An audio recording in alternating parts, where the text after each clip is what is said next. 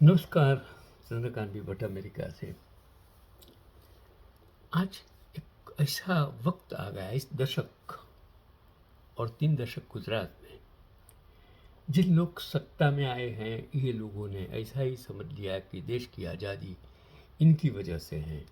आज जो भी भारत का विकास हो रहा है इनकी वजह से है, और इन लोगों ने 70 साल में गलत किया। तो जिस मीडिया वो उस वक्त नहीं थी और आज वो इस 3 दशक के में मीडिया जो है वो मीडिया द्वारा, व्हाट्सएप यूनिवर्सिटी द्वारा, सोशल मीडिया द्वारा जो गलत प्रचार किया जाता है, मुझे कहने में शर्म आती है कि ये 140 करोड़ की प्रजा 600 साल मुगल साम्राज्य रहने के बाद भी मुस्लिम नहीं हुई, 200 साल ब्रिटिश शासन होने के बावजूद भी ईसाई नहीं हुई। आज हिंदुओं को मुसलमानों से डराकर सिर्फ वोट बैंक की राजनीति करते हैं, तब 140 करोड़ प्रजा को शर्म आनी चाहिए कि इस वोट की राजनीति में जो हिंद गंगा जमुना तहजीब थी उसको आप बदनाम मत करें। मैं ऐसे एक शासक की बात करता हूँ जिसके साथ मैंने खाना किया है काशीराम हॉल अहमदाबाद में, और नज़दीक से देखा है, नज़दीक से सुना है। वो है राजीव गांधी। राजीव के पास एक जोगा जीप हुआ करती थी, निसान की जोगा। राजीव को चलाते अक्सर परिवार के साथ। 1985 में जब वे प्रधानमंत्री बने तो लगभग 40 की उम्र थी, बहुत छोटी उम्र में। मैं भी 1944 हूँ, वो भी 1944। वो 40 साल की उम्र थी, बच्चे छोटे थे, कई बार उन्हें साथ लेकर निकलते। एक बार फैमिली लेकर नैनीताल आए। पीएम शहर में हो तो कितना भौकाल होगा, और सोच लीजिए प्रदेश का पूरा पुलिस महकमा लगा था, शहर छावनी बन गया। राजीव को अटपटा लगा, अफसरों को बुलाकर ताकीद की, इतने बड़े बड़े शहर में निकलूँगा, किसी ताम झाम की ज़रूरत नहीं, हमें नॉर्मल मूव करने दो। Yes sir. लेकिन सिक्योरिटी ब्लू बुक के अनुसार, प्रोटोकॉल के अनुसार जो होना है कैसे छोड़ दे। राजीव निकले तो देखा शहर में चप्पे चप्पे पर पुलिस गाड़ियाँ एकदम से तमतमा गए। गुस्सा फूट पड़ा। Who is in charge here, उन्होंने प्रश्न किया। गन्नाए पीएम ने के सामने एक, अब इंचार्ज कौन बने। डीजी, आईजी, डीआईजी सब मौजूद थे, लेकिन इंचार्ज के नाम पर जिला एसपी को भेज दिया गया। वे गए, सैल्यूट किया। अब जो अंग्रेजी में वार्तालाप हुआ वो क्या था? क्या मैंने साफ साफ नहीं किया था कि मुझे इतनी सिक्योरिटी नहीं चाहिए? Yes sir. फिर भी आपने मेरी बात नहीं मानी। Yes sir. क्या प्रधानमंत्री के आदेश की कोई कीमत नहीं? Yes sir. IPS Vikram Singh बताते हैं कि मैंने कहा गाइडलाइन के अनुसार प्रोटेक्शन के लिए हमें जो करना है वो हम कर रहे हैं, इसमें प्रोटोकॉल के अधिकार सीमित हैं, तो आपको अपनी सुरक्षा हटवाने का कोई अधिकार नहीं। राजीव चंद हो गए। अगर आपकी ड्यूटी का मतलब मेरा दिन खराब करना है तो वो आपने बखूबी कर लिया है। गुस्से में मन बनाए गाड़ी में बैठे और उल्टे पाँव वापस लौट गए। घूमने का प्लान कैंसिल हो गया।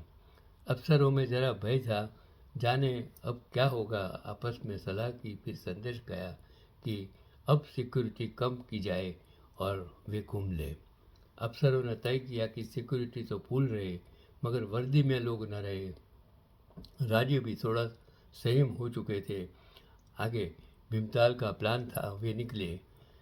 उन्होंने तो इजाज़त बस इतनी दी कि डीएम एसपी उनके साथ अलग एक गाड़ी में जा सकते हैं, इतना ही काफ़ी था।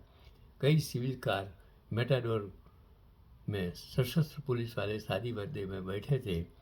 वे आगे आगे चले, लेकिन पीएम से ओझल बने रहे। डीएम एसपी पीछे चले। एक जीप में राजीव परिवार सहित जोगों में बैठे और पुलिस का प्लान फेल हो गया। जोगो तो ये जा और वो जा, और उस दौर में जब एम्बेसडर और जीप ही भारतीय सड़कों पर राज करती थी, वो 60-65 की स्पीड पर खून फेंकने लगती। जोगा 120 से अधिक तेज दौड़ने वाली रेसर कार समझ लीजिए। तमाम सिक्योरिटी गाड़ियों के रेडिएटर फूटे, कोई गर्म होकर खड़ी हो गई। बहरहाल जैसे जैसे सब भीमताल पहुँचे, राजीव पहले ही पहुँच चुके थे। भुट्टा खाया, घूमे फिरे, सिक्योरिटी वाले इनके दर्द इर्द गिर्द, पर इन्हें पता नहीं था जिनके पास बड़ी बंदूकें थीं कहीं भी ओट में छुपे रहे। ट्रिप बढ़िया रही। वापसी के पहले राजीव ने फिर इंचार्ज को तलब किया। एसपी पहुंचे। राजीव ने चाय पिलाई और कहा, sorry yesterday I fired up on you. उन्होंने एसपी साहब को फैमिली के साथ बुलाने को कहा। सबसे साथ फ़ोटो खिंचाए। राजीव के 5 साल शानदार रहे। एक कंप्यूटर उनकी लेगेसी पर कभी ज़्यादा चर्चा हुई नहीं। पंचायती राज, विदेश नीति, इंदिरा आवास, जवाहरी रोजगार योजना, नवोदय विद्यालय, आर्थिक खुलापन, टैक्स सुधार, हर बॉल पे चौका छक्का। राजीव आज a brilliant administrator and A experimental inexperience politicians, लेकिन उन्होंने जो टेक्नोलॉजी में जो योगदान दिया, वो आज भारत के इतिहास में उनको कोई गलत साबित नहीं कर सकते हैं। वो भारत देश के लिए एक स्वर्णिम दौर था, जिस पर जब भी लिखा होगा, बोला होगा गया, वो शाहबानो तुष्टिकरण बफोर्स के कीचड़ से सानकर बदनीयती से लिखा गया। पर जो उस दौर को जिए हैं जानते हैं कि तो जिस धारा पर वो थे, अगर एक पंचशाला और मिला होता, 5 साल उसको मिला होता, तो देश आज जहाँ है वहाँ से 25 वर्ष आगे होगा। वैसा पीएम दूजा नहीं पाया। वे होते तो देश ऐसा बढ़ता नहीं, भीतर से बिखरता नहीं। समेटने की काबिलियत उनमें थी, लेकिन उतना वक्त नहीं था। अपनी सुरक्षा के प्रति बेपरवाही से उन्होंने परिवार को ही नहीं, इस देश के बहुसंख्य बौद्धिक शांतिप्रिय विकास चाहने वाले समाज को भी अनाथ छोड़ दिया। लेकिन मैं उसको भावपूर्ण श्रद्धांजलि देता हूँ कि जिन्होंने उस जमाने में टेक्नोलॉजी को अग्रसर किया। वो जब उस जमाना था जब फियाट और एम्बेसडर उस जमाने में सिर्फ मिलती थी, सिर्फ बजाज स्कूटर मिलता था, वो जब उन्होंने उनमें से मुक्ति, और आज आप टेक्नोलॉजी की दुनिया में, कंप्यूटर की दुनिया में, दूरदर्शन की दुनिया में जो आज आप प्रगति देख रहे हैं, उन्होंने, मुझे आज भी याद है कि जो डायमंड इंडस्ट्रीज सूरत और अहमदाबाद में जो डेवलप हुई, वो उनकी सोच का परिणाम है।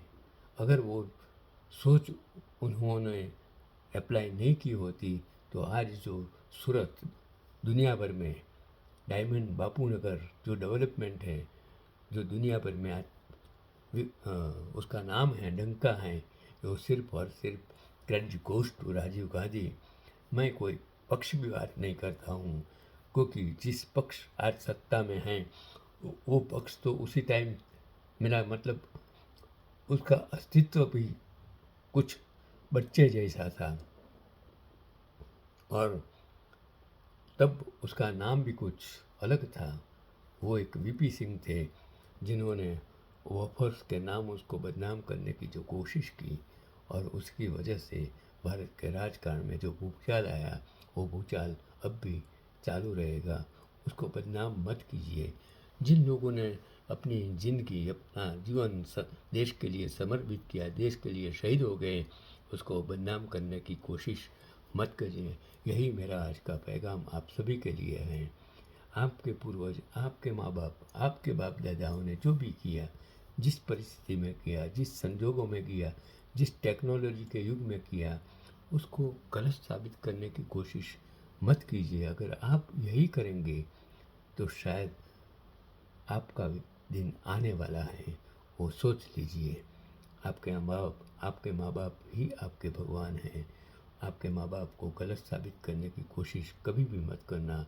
यही आज का पैगाम है चंद्रकांत भट्ट अमेरिका से।